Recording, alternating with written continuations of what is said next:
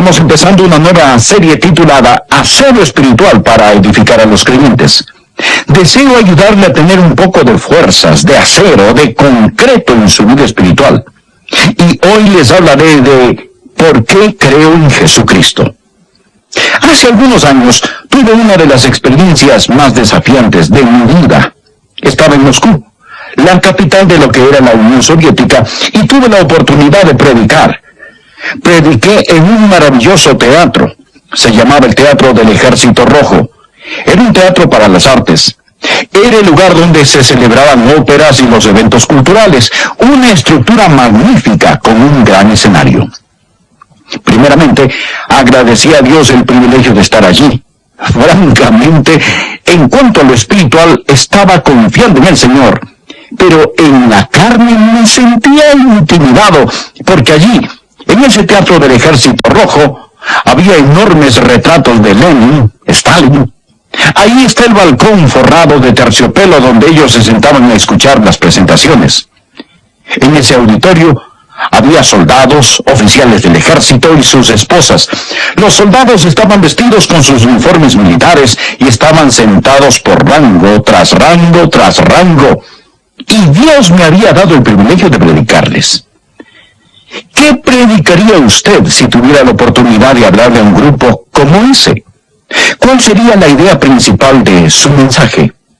Sabía que para algunos de ellos era la primera vez y quizás la única ocasión en sus vidas que escucharían un mensaje de Dios.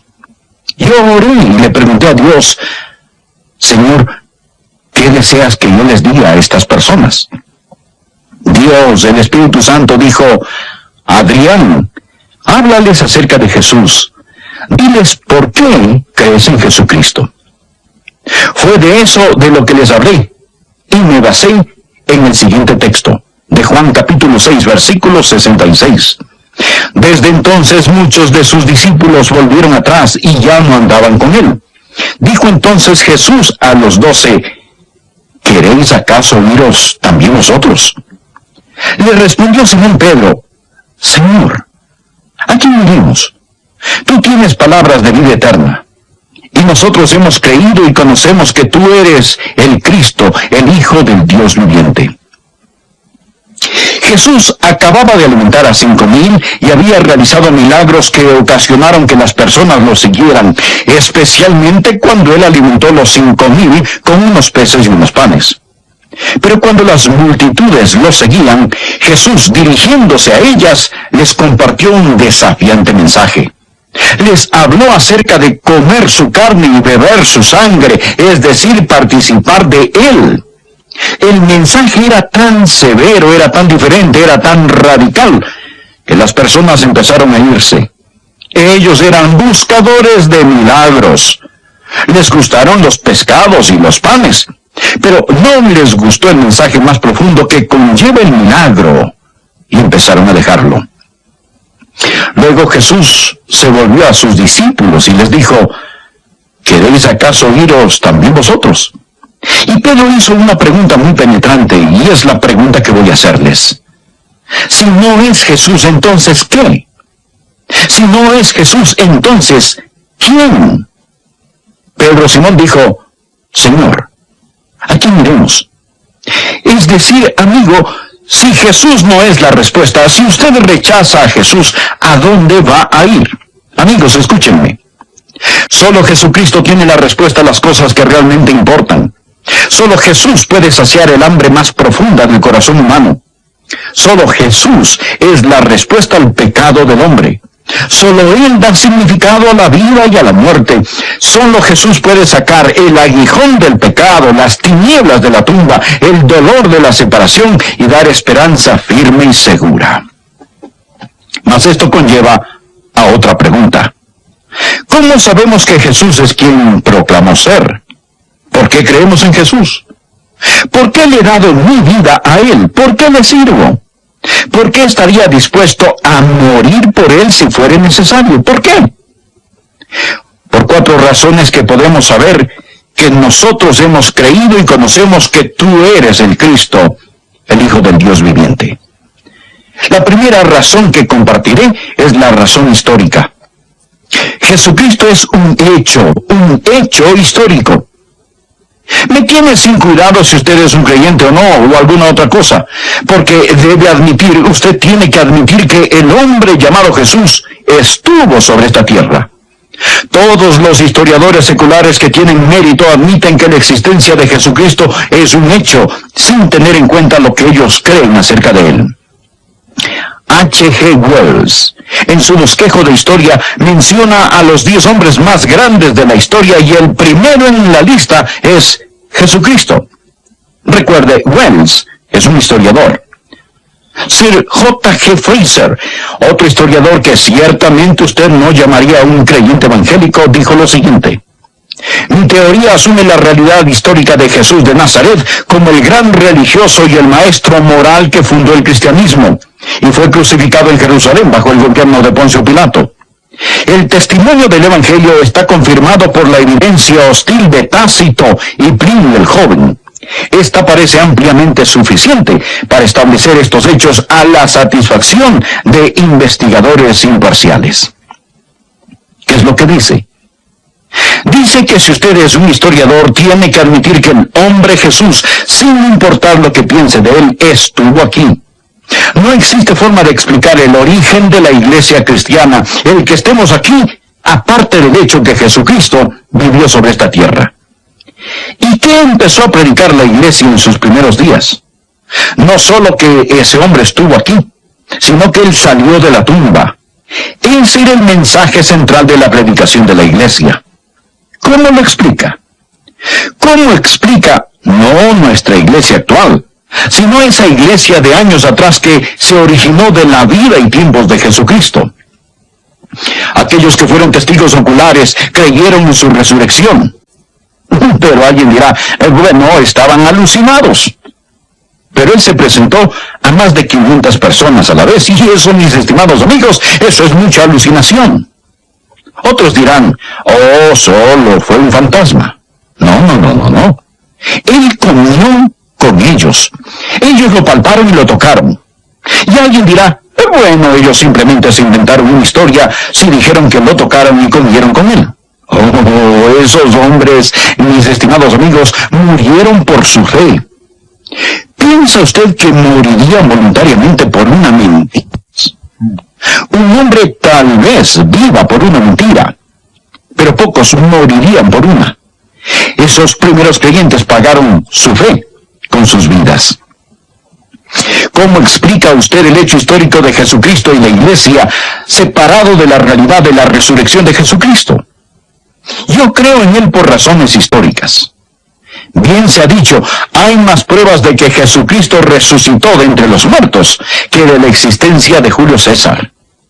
Él ha demostrado ser el Hijo de Dios con el poder de la resurrección de entre los muertos. La Biblia dice, él se presentó vivo con muchas pruebas indubitables. Mire, por favor, Evangelio según San Juan, capítulo 6, versículo 38. Este habla del hecho histórico, porque he descendido del cielo. Ahora permítame darle la segunda razón por la que creo en él, no solo por las razones históricas, sino las razones bíblicas, las Escrituras. Por favor, lea en el capítulo 6, el versículo 44. Jesús es el que habla, el que descendió del cielo y dice, ninguno puede venir a mí si el Padre que me envió no lo trajere, y yo le resucitaré en el día postrero. Escrito está en los profetas, y serán todos enseñados por Dios. Aquí está la segunda razón. No solo la razón histórica, sino la razón bíblica, las Escrituras. Se lo dije a esas personas y se lo digo a usted hoy, que yo creo en Jesucristo porque creo en la Biblia, la palabra de Dios. Usted quizá dirá, el pastor, eso solo cambia la pregunta, porque si usted dice que cree en Jesús porque cree en la Biblia, eso solo ocasiona que preguntemos, ¿cómo podemos saber que la Biblia habla la verdad? Amigos, esa es una muy buena pregunta. Les hablé a esos hombres, a esas señoras, a esos soldados rusos y funcionarios del ejército y les dije, quiero decirles por qué yo creo que la Biblia es la palabra de Dios. Y tomé tiempo para explicarles cómo sé que la Biblia es la palabra de Dios, y les di las 5 grandes pruebas de la inspiración de las Sagradas Escrituras. ¿Y cuáles son? La primera es las profecías cumplidas. Número 2, la maravillosa unidad de la Biblia, escrita en más de 1500 años por más o menos 40 autores en 3 idiomas, acerca de todo tipo de temas. 66 libros que forman un libro, la unidad de la Biblia. Les hablé de la longevidad, la larga vida de la Biblia, cómo la Biblia ha durado a través de los siglos y cómo los hombres han establecido leyes contra esta, y cómo allí mismo en la Unión Soviética, en Rusia, era un crimen importar Biblias. Y de paso les recordé que teníamos una Biblia para cada uno de ellos, la palabra de Dios, para dárselas al salir. Al escucharlo, estallaron en aplausos. ¿Cómo se explica usted la longevidad, los constantes atributos de la Biblia? Les hablé de la exactitud de la Biblia, de la exactitud científica e histórica de la Biblia. Y luego les hablé del poder de la Biblia. Jesús dijo, las palabras que yo os he hablado son espíritu y son vida. Les compartí cómo la lectura de la Biblia ha transformado mi vida y que nosotros sabemos que esta es la palabra de Dios. Les recalqué, como se lo recalco hoy, que el tema central de la Biblia es Jesucristo. La Biblia lo presenta como el que salió de la tumba. Él es el único que ha resucitado de entre los muertos. Y alguien dirá, espere un minuto, pastor, un minutito. Otras personas regresaron a la vida. ¿Qué hay de Lázaro, por ejemplo? Bien, Lázaro fue resucitado para morir otra vez.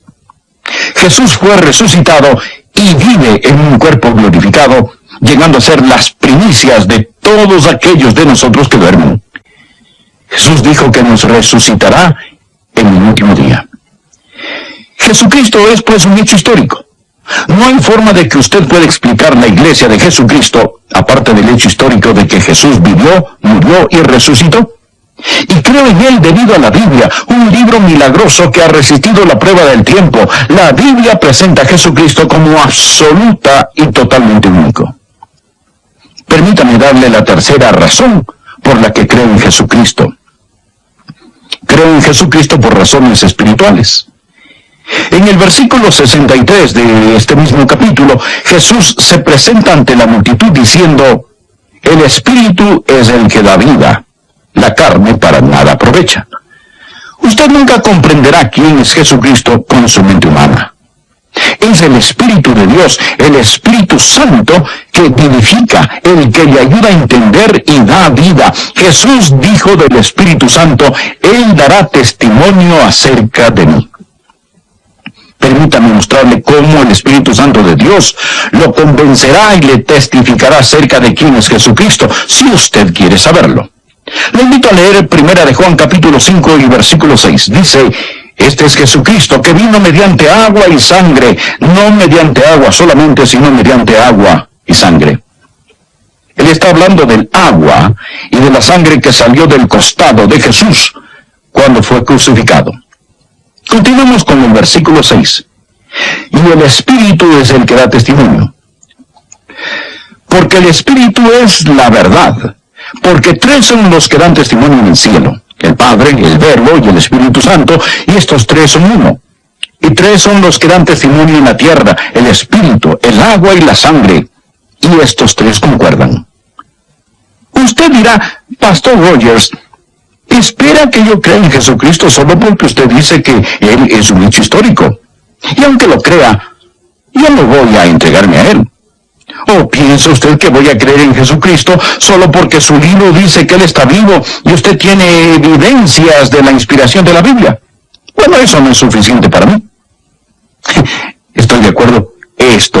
Usted necesita algo más. Usted necesita que el Espíritu Santo de Dios diga amén a estos otros hechos. Necesita que el Espíritu Santo lo tome, le haga ver su pecado y lo convenza. Lo he dicho, si yo lo convenzo de algo, otra persona puede hacerlo cambiar de parecer. Mas note el versículo 9. Si recibimos el testimonio de los hombres, mayor es el testimonio de Dios, porque este es el testimonio con que Dios ha testificado acerca de su Hijo. El Espíritu Santo dará testimonio a sus corazones. Nosotros recibimos el testimonio de los hombres. Alguien nos dice que algo es verdad, y le creemos. Ayer volé en un avión. Confié en el piloto. Comí en un restaurante, así que confío en el cocinero. Cuando leo un mapa, yo confío en su fabricante. Confiamos en la gente todos los días. Si recibimos el testimonio de los hombres, mayor es el testimonio de Dios. Ese sí puede traducirse puesto que. Puesto que recibimos el testimonio de los hombres, mayor es el testimonio de Dios. El Espíritu Santo, ya lo he dicho y lo repetiré. Si usted quiere saber quién es Jesucristo, pregúnteselo al Espíritu Santo. Dios no dice que usted debe creer, y si no puede creer, pues mala suerte. Dios dice, si quieres creer, yo te ayudaré para que entiendas y sepas que estas cosas son verdaderas. No permita que nadie le diga que usted no puede creer. Ahora bien, pone en sí mismo. El versículo 9...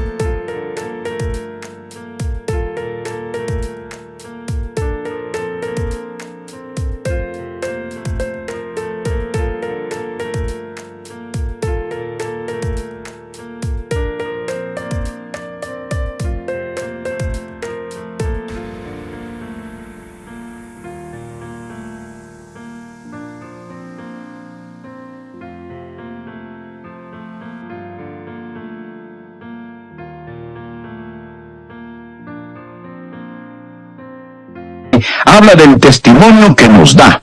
El 10 habla del testimonio en nuestro interior. ¿Por qué creo en Jesucristo? Bien, primeramente, el Espíritu Santo me dijo, Él es el Hijo de Dios. Y después de recibirlo en mi corazón, tengo el testimonio en mí mismo. Usted puede discutir conmigo todo el día y nunca me convencerá de no creer en Jesucristo.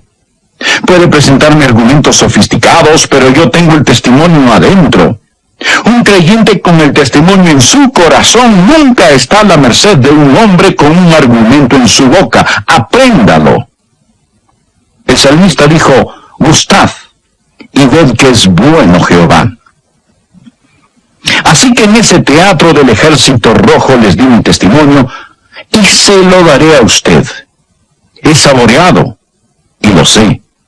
Si usted me dijese que el pastel de la manzana no es bueno, o que no existe cuando acabo de comerme una porción de pastel de manzana, usted puede discutir todo lo que quiera, pero yo tengo la evidencia en mí mismo. Gustad y ved que es bueno Jehová.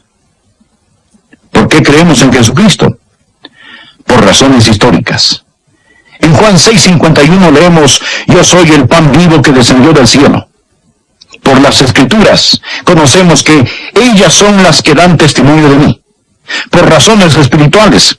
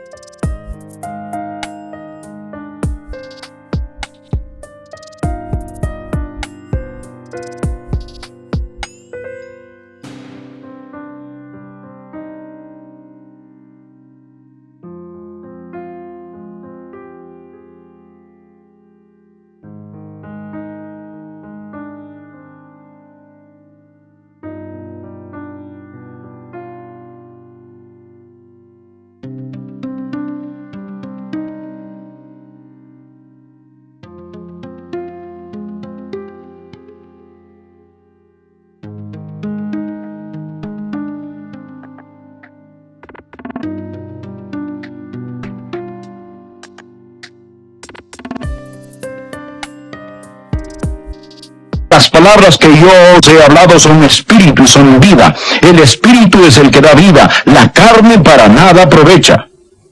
Luego les di la última razón que también quiero compartir con ustedes. Yo creo en Jesucristo por razones personales. Noten lo que dijo Pedro. Juan capítulo 6. Le invito por un momento a leer el versículo 68. Le respondió Simón Pedro: Señor, ¿a quién iremos? Tú tienes palabras de vida eterna, y nosotros hemos creído y conocemos que tú eres el Cristo, el Hijo del Dios viviente. ¿Qué estaba diciendo Pedro? Pedro estaba diciendo: yo lo conozco personalmente, lo he probado. No solo la historia me dice que Él es el Hijo de Dios, no solo la Biblia me dice que Él es el Hijo de Dios, no solo el Espíritu Santo me dice que Él es el Hijo de Dios, mas yo lo sé por medio de la experiencia personal, por razones personales. Puedo dar testimonio, estoy absolutamente seguro. La semana pasada oré con un joven que recibió a Cristo. Y nunca me olvidaré de su pregunta. Él me miró y dijo: Pastor, dígame, ¿es Jesús real para usted? Le contesté: sí, Él es real. Sí, Jesús es real para mí. Yo estoy seguro que Él es el Cristo, el Hijo del Dios viviente. Las mejores personas que conozco conocen a Jesús y lo aman. He conocido a mucha gente. He conocido a algunos charlatanes. He conocido a algunos hipócritas. He conocido a algunos impostores. Y Jesús, en este 6º capítulo de Juan, habla de Judas, que era un apóstol falso. El Señor Jesucristo llevó sus pecados en la cruz. Allí Él murió en agonía, derramando su sangre solo por usted. La Biblia dice: cree en el Señor Jesucristo y será salvo.